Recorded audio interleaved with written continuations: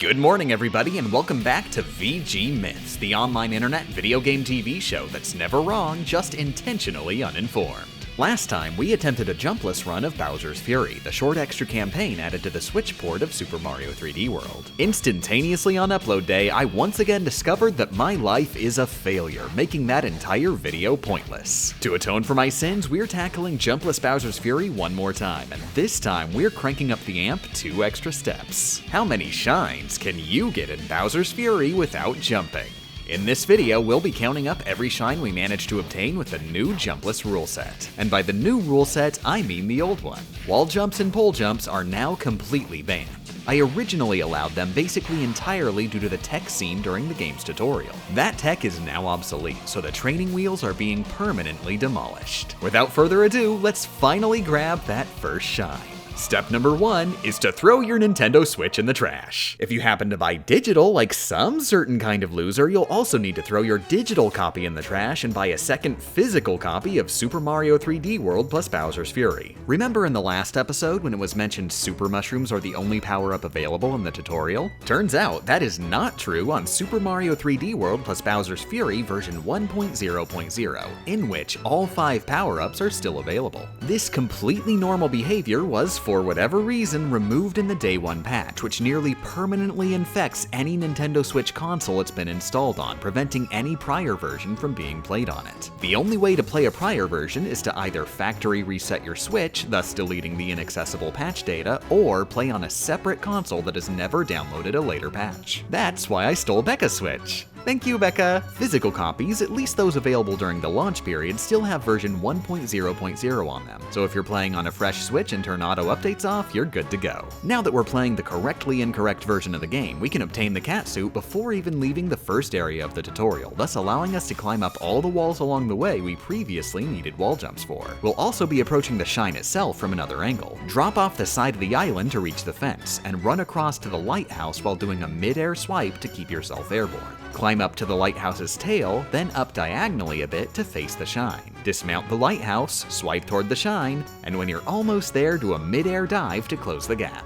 This officially completes the tutorial and unlocks Budger with the jump counter firmly at 0. The first island, Scamper Shores, has plenty of walls to climb up, so all 5 of its shines are easily obtained. It's worth noting since we never covered it before, whenever you have to murder Luigi, Budger is entirely capable of chasing him down solo. While Luigi flees from Mario on sight, he happily accepts his trip to the underworld when invited by Budger. Fort Flaptrap, also thanks to Budger's Bloodlust, is equally easy, giving us an additional 5 shines. The blue coin shine in Slipskate Slope requires careful control of both Mario and Budger simultaneously for this tunnel in the middle. Carefully keep Mario from colliding with any walls while steering Budger above to grab the coins. Also of note is the key shine, during which we can carefully, patiently ascend upwards with Budger bounces. Ultimately, all 5 of Slipskate Slope's shines are obtainable. Throughout Lake Lapcat, there are tons of relatively easy shines not directly tied to any islands, either locked behind simple Plessy obstacle courses or latte sipping simulators. In total, these account for 21 shines. Along the waterfall in Lake Lapcat is a time trial shine that looks difficult but is actually easy thanks to a very weird but very useful trick.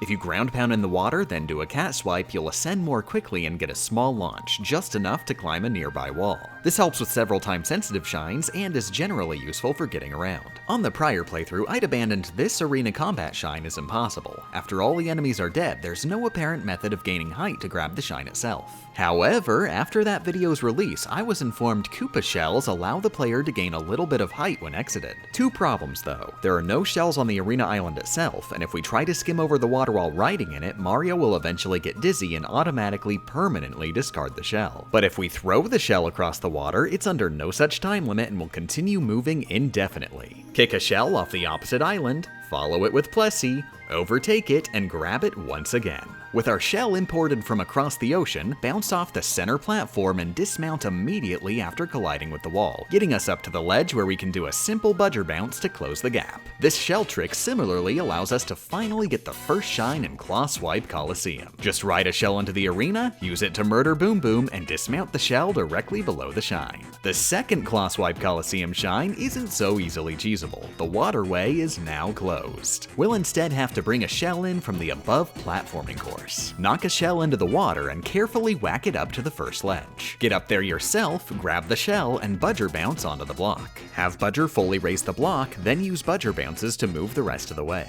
Once you're in the arena, you can murder Pom Pom just the same as Boom Boom to bank the shine. Then finally is the third shine, which is even worse. There's another platforming course that this time is blocked off by breakable blocks at the end.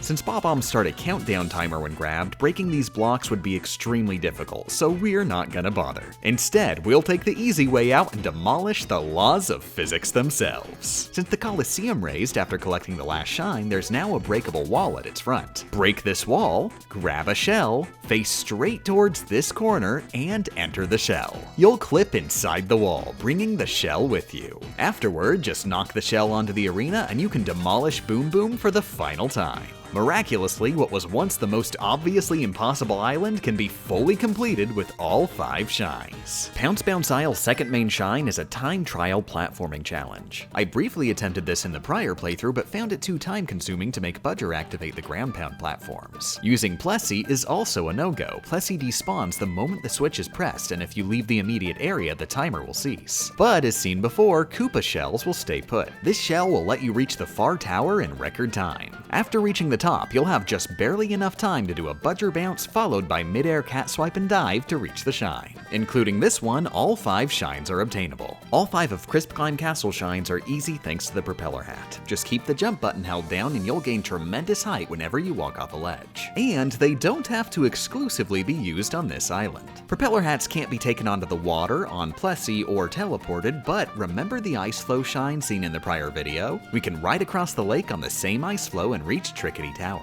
This completely trivializes all 5 Trickety Tower shines since we can totally bypass every platforming challenge. In the Lake Lapcat Cloud Dash areas, we won't be setting any new speed records, but every gap can be traversed with the help of Budger, including the leap to grab each shine. At Risky Whisker Island, I briefly had a hard time getting over with the piranha plants to eat the fuzzies from this far platform. Thankfully, Bowser is more impatient than I am and eventually roasted us all alive, revealing the shine. The third main shine, meanwhile, is a falling platform obstacle course. I used one Budger bounce at the halfway point to grab onto the breakable blocks above the cannons, thus letting us skip half the course. Near the end, you'll have to do a mid-air cat swipe to slide over a gap, and finally climb over the breakable wall to fall onto the shine. This makes all 5 shines obtainable. After beating the game, you'll gain access to 4 more shines on First Step Island, all 4 of which are freebies. Also, after beating the game, several Plessy coin shines will open up. These are time-based and often mix in on-foot platforming, but have one saving grace. Budger is 100% capable of grabbing the coins himself. Just get yourself close enough and order him to pick up the coins for you, letting you skip anything that looks like it might theoretically take even a microscopic amount of effort. In total, Plessy coins grant us 4 shines. Most Lucky Isle locations can be reached effortlessly, save for the instance found near Pipe Path Tower. To reach it, equip the Tanuki suit, wait on Plessy for Fury Bowser to show up, and dash across to the isle. Sacrifice Plessy to the abyss and you'll squeeze over the ledge onto the island. All locations together give us 5 total shines. Since Pipe Path Tower includes almost no platforming whatsoever, its 5 shines are also easily obtained, and as an added bonus, propeller hats spawn here, which can then be brought to the surrounding islands. On first glance, Mount Magmeow looks like it'll be hell, but with a propeller hat, you can skip the entire volcano section and go straight to the lighthouse. Even with a hat though, I was initially worried we'd have to invent some sort of hyper magic shell teleportation technique. After beating Cat Prince Bolly, we're locked into the arena without any ledges to fall from, and thus no method to gain height. Or at least, that's what I thought. While you aren't able to activate a propeller hat when exiting a pipe, you are technically briefly in midair. Tell Budger to rudely block your exit point and you'll bounce off his head, letting you safely descend onto the shine.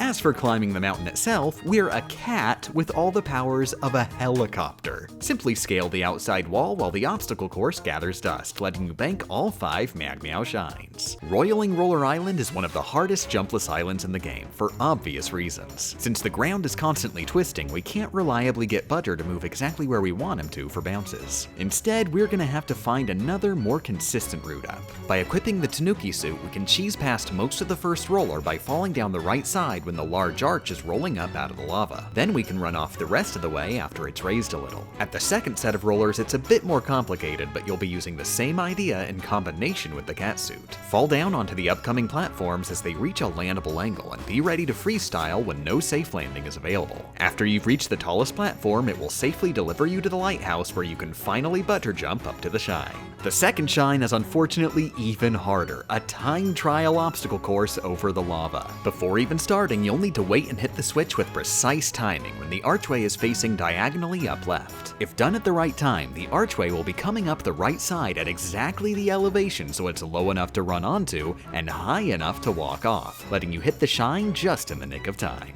With the last Royal Wing Roller shine being an easy key delivery, we collect all 5 total shines. Finally, there are 3 shines locked behind. Oh, it's a kitty! Oh, it's a cat! We can't get the kitty because the kitty goes away. Oh, but we gotta get a cat. We gotta murder Bowser. Murder Bowser cat. Cat, ride on cat. It's 2 kitties. Oh, it's a high cat. Oh, we need to get a cat up on for cat. Oh, gotta move cat, make a moving cat. We can ascend kitties. Happy cats. 3 shines for cat. There are now only 2 shines remaining, both of which look entirely obviously impossible. They're locked behind Plessy Ring obstacle courses that move up into the sky. While we might theoretically be able to make it through the course without Plessy, the time limit is far too strict for that to be an option. Feel free to attempt these yourself if you want, but I'm throwing in the towel. With every shine in the game covered, our final shine total is 98, and the original Bowser's Fury Jumpless run is updated to mission complete. Special thanks to all Patreon backers, including all the bugs UV has killed: Andrew Cybert, Anon42, RB Drock, Solon Zero, Les Lamb, Chris Nate, Alexander Botkin, Anu Ikrira, David 20 Covers, Vincent Hall, Alex Nelson, Lively Leader, The Quacky Gamer, Luminescent Dragon, Jay Snilges, Baxoid, Praetor, Vaith, Rory Kelly, Lane Robert Leishman, Liddy Kitty, Chase Harsh, Crustacean Creep, Queen Sapphire, Plum Sweater, Procrastinating Destiny, Epic Evan 921, Alex Likes to Eat, Yield 4, and Ace of Hearts 2, Rundum Goy, Misfunctional, Cam the Can 1, Nathaniel Kalita, Alistair Echoes. Patreon doesn't let you use special characters and usernames, so just imagine a Lenny face or something idic. Zoe Multicore, Aaron Bailey, The Green Scorpion, Game Champ says trans rights are human rights, Xander Kozak, Celestial Cookie, 8-Bit Misdrevis, Boomboxy, John Miller, Curbs D50, Jorb, KK, James Simon, Damien Nar, Yop Alonzo, Wave It, Platypoo 115, Sans from Undertale, Star Captain Eli Shava of Clan Ghost Bear, Cronus Anthium, Dwaro 25, Blue Moon Von Idaho, Britface, The Nonchalant Nacho, Bragger Jester, Kid, Very Gucci, Wispy Syrup, Riley Anderson, Arcombs, Neptunian Baby, Salty Sweet, Slowest Game of Chess Abandoned, Open Game Available, Officer Slard, Robbie Cohenstrom, What's That Noise? I'm Game Champ, and I say I'm bad at video games, but that is obviously a lie because I do some of the hardest gaming challenges. Nova, Sinique says hashtag landback. Sulfuric Boss, Fabi, Zith Aggle, Zandragon, Eric Farron, Zero, Mars Becker, Fyra, Shadowfire 638, Silktoid, Ivy Mackey, Admiral Ampersand, Sylvie Winged Catgirl, a literal cat, Amy Cable, Amphison, Hand Witch watches Death Note, Good Meowing Curdle. I was just perfecting my... Yeah, never mind. Flip Chicken, Matthew Elliott, Handy Capable, Sound of Rain, Ryan Garvey, Milk Succubus, Arcade, Grand Nero, Greg Campbell, Nicky Wiki 34. How much could woulda could chuck the could chuck would chuck could. Triple Superstar, Nani the heck is a cat, Game of Champisan, Watashi wa Nihonjin des, and only know what a Neko is? Chris Goggin, Fireblade 974, Literally Judas, Now I Only Want to Triumph, Nora Hana. Hi Game Champ, I discovered that I'm non-binary because of you, so have some money. We're all about love, peace, and chicken grease in Izumo. Game Champ is awesome, she beat Pokemon without getting hit. Beam Animates, Charles Custer Gorab, The Insane One, Nathan Riddle, Emma Kurapika, 11 Noah Webster, Sorio 99, Jack Silverson, Dakota Riggs, and Maria. Let me know how much this video sucks and how to improve in the comments below.